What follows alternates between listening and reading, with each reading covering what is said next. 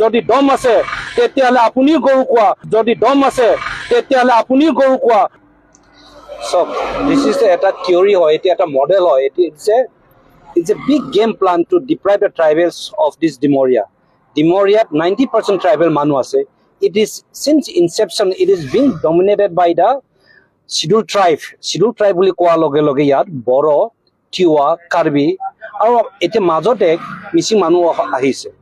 So eikini jatik original aboriginal jikini Tiwa, Karbi আৰু ৰাভা মানুহক deprive কৰিবৰ কাৰণে তেখেতসকলে গেম প্লান কৰি পেলাই শিডিউল কাষ্ট, য'ত শিডিউল কাষ্টৰ মানুহৰ পপুলেশ্যন একেবাৰে কম আৰু শিডিউল কাষ্ট ইয়াৰ অৰিজিনেল শিডিউল কাষ্ট মানুহ একেবাৰে কম। ইয়াৰ শিডিউল কাষ্টবিলাকৰ মানুহ তেখেতসকল ক'ৰবাত ইউ পিৰ পৰা অহা, ক'ৰবাত বেংগলৰ পৰা অহা, অন্য ষ্টেটৰ পৰা অহা কিনিহে আজি ইয়াত এছ টি ষ্টেটাছটো তেখেতসকলে ইনডাইৰেক্টলি অৰ ডাইৰেক্টলি গভৰ্ণমেণ্টক ইনফ্লুৱেঞ্চ কৰি পেলাই তেখেতসকলে এভেল কৰি পেলাই এই ট্ৰাইবেলক মাৰ্ডাৰ কৰি পলিটিকেলি মাৰ্ডাৰ কৰিবৰ কাৰণে এই পলিচিটো গভৰ্ণমেণ্টে এক্সিকিউট কৰিছে।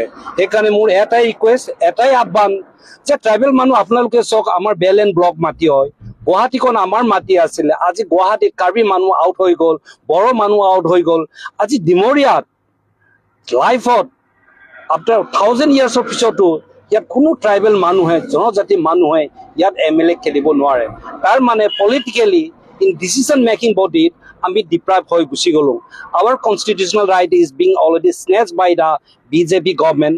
আৰু BJP মানে কি হয় আপোনালোকে ভালকৈ জানে, is a anti tribal party number 1। Number 2, BJP দিনত কোনো ট্ৰাইবেল মানুহ প্ৰমোশ্যন নেপালে, ট্ৰাইবেল একেবাৰে তেখেতসকল প্ৰমোশ্যন নেপালে। নম্বৰ 3, বেল এণ্ড ব্লকত তেখেতসকলে গম পাই ছেভেৰেল হাইকোৰ্টত ৰুলিং আছে, গভৰ্ণমেণ্ট ডাইৰেকশ্যন দিয়া আছে যে ট্ৰাইবেল বেল এণ্ড ব্লকত ইলিগেলি ইনক্ৰ'চাৰক ইভেকশ্যন কৰিবৰ কাৰণে কৈছিলে, কিন্তু আজিলৈকে ক'তো ইভেকশ্যন নকৰিলে।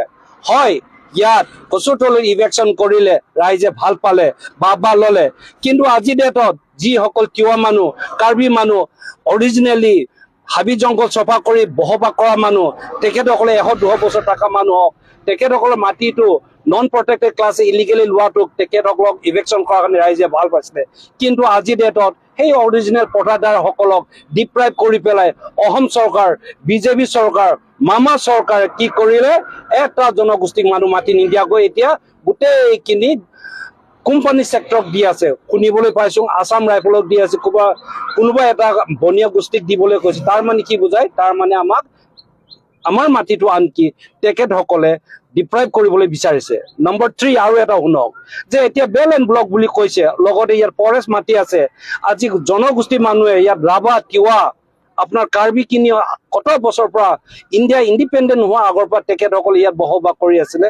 আৰু তেখেতসকলে অহাকালিলৈ কি কৰিব, BJP চৰকাৰ জিকাৰ লগে লগে তেখেত যাৰ 10 বিঘা মাটি কাৰ্বি মানুহ যদি আছে, তিৱাৰ মানুহ যদি 10 বিঘা আছে, 2 বিঘা দি পেলাই 8 বিঘা মাটি গভৰ্ণমেণ্টে লৈ গুচি যাব। এইটো ইনজাষ্টিচ হয়নে নহয়? য়েছ, ইট ইজ এ ইনজাষ্টিচ। আমাৰ যদি মাটি নাথাকে তেতিয়াহ'লে আমাৰ আইডেণ্টিটি নাথাকিব। আমি কি কৰিবলৈ যাম? আজি ডেটত আমি চাইছোঁ বহুতখিনি তিৱা ল'ৰা, বহুতখিনি কাৰ্বি ল'ৰাই মাৰোৱালী ঘৰত গৈ পেলাই বৰ্তন ধুই আছে। ইয়াত যিমান সোণাপুৰত আছে, ইয়াত যিমান গুৱাহাটীত কাৰখানাত কাম কৰি আছে, গোটেই লেবাৰ ক্লাছটো কোনে হৈ আছে? কাৰ্বি আৰু তিৱা হৈ আছে। তিৱা লিডাৰখিনি সদায় কেনা বেচাতে সদায় তেখেতসকলে ব্যস্ত হৈ থাকে।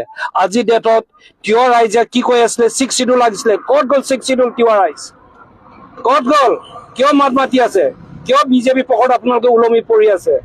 আৰু যিসকল ইয়াত ওচৰে পাজৰে কাৰ্বি আংলঙত মই কৈছোঁ যে খ্ৰীষ্টানসকল আপোনালোকৰ চাৰ্চ নাথাকিব, আপোনালোকৰ ধৰ্ম প্ৰচাৰ কৰাবিলাক যিসকল আপোনাৰ পাষ্টাৰ হওক, ফাদাৰ হওক, চিষ্টাৰ হওক, কিমান অত্যাচাৰ চলিব আপোনালোকে গম পাব। এইকাৰণে খ্ৰীষ্টানসকলে কোনো লাইফত BJPক ভোট দিব নালাগে। আৰু মই এপিল কৰোঁ, Christian people should not cast a vote in favor of BJP. আৰু গভৰ্ণমেণ্টে বাৰ কৈ আছে, হেমন্ত মামা কৈছে যে গৰু খোৱা বুঢ় আপোনালোকে যদি ৰেচপেক্ট আছে, যদি আপোনালোকৰ যদি দম আছে, তেতিয়াহ'লে আপুনিও গৰু খোৱা হৈ পেলাই আপুনি BJPক ভোট দিব নালাগে। BJPক ভোট দিয়া মানে আপুনি নিজকে মাৰ্ডাৰ কৰা, BJPক ভোট দিয়া মানে আপোনাৰ নিজৰ কনষ্টিটিউচনেল ৰাইট ডিপ্ৰাইভ কৰা। মই সেইটোৱে ক'লোঁ। আৰু মই শেষত এটা এপিল কৰোঁ, government bureaucrats, top bureaucrats, IS, IPS and SS officer, ডেমক্ৰেচিক যদি বচাবলৈ হ'লে আপোনালোকে ফেয়াৰ এণ্ড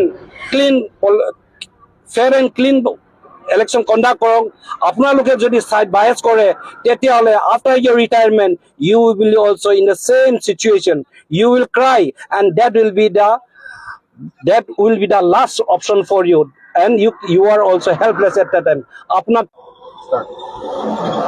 চাওক এতিয়া ইয়াৰ জনজাতি যিসকল ডিমৰীয়াত বসবাস কৰি আছে তেখেতলোকে ৰাজনীতি কি লাভ আছে কংগ্ৰেছ আহিলেও নন এছ টি আহিব বিজেপি আহিলেও নন এছ টি আহিব আপোনাৰ ইয়াত লাইফত আমি জেপিচি খেলিব নোৱাৰা হৈ গ'লো নম্বৰ 1 নম্বৰ 2 আমি LSC মেম্বাৰ হ'ব নোৱাৰিম আমাৰ জনগোষ্ঠী মানুহ যিসকল ইয়াত বসবাস কৰি আছে ব্ৰিটিছ নাহাৰ আগৰ পৰা আমাৰ মাটি পটা নাই মাটি পটা নাথাকা মানুহ কেতিয়া মাটি পটা পাব কেতিয়াও নেপায় আৰু যিসকল কাৰ্বি আৰ্মি কাৰ্বিক মই কৈ আছো তেখেতসকলক ইয়াত প্লেনত যিসকল কাৰ্বি বসবাস কৰি আছে তেখেতসকলক ফুল প্লেজত ST চাৰ্টিফিকেট দিয়া নাই তেখেতসকলে যদি ST নহয় in the I of law তেতিয়াহ'লে তেখেতসকলে ফৰেষ্ট ৰাইট এক্ট এভেল কৰিব নোৱাৰিব schedule caste and schedule tribe atrocity এক্টৰ যিটো প্ৰভিজন আছে তেখেতসকলে সেইটো এভেল কৰিব নোৱাৰে that means you are nowhere therefore আপোনালোকে বিজেপি হওক AGP হওক কংগ্ৰেছৰ ভোট দি একো লাভ নাই আপোনালোকে দিয়ক ভোট যিজন মানুহে আপোনালোকৰ কাৰণে মাত মাতিব পাৰিব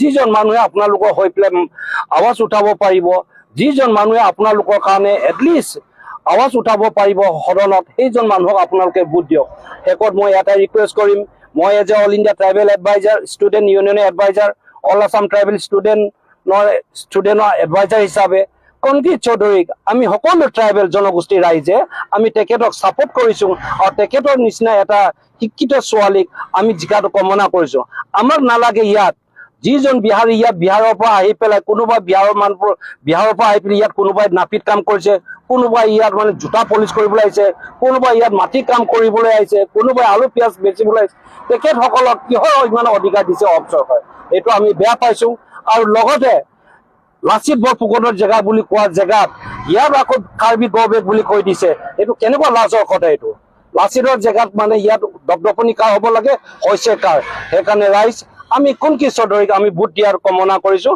আৰু মই এপিল কৰিছোঁ যে ৰাজু দেউৰী ট্ৰাইবেল আৰ্টিষ্ট হিচাপে যে কনকিত চৌধুৰীক আৰু আমাৰ ডিমৰীয়াত আমাৰ ট্ৰাইবেল কেণ্ডিডেটক যিজন মানুহে কাম কৰিম বুলি আজি কমিটেড কৰিছে তেখেতক আমি ভোট দি জয়যুক্ত কৰাটো আমি সদায় এক্সপেক্ট কৰোঁ থেংক ইউ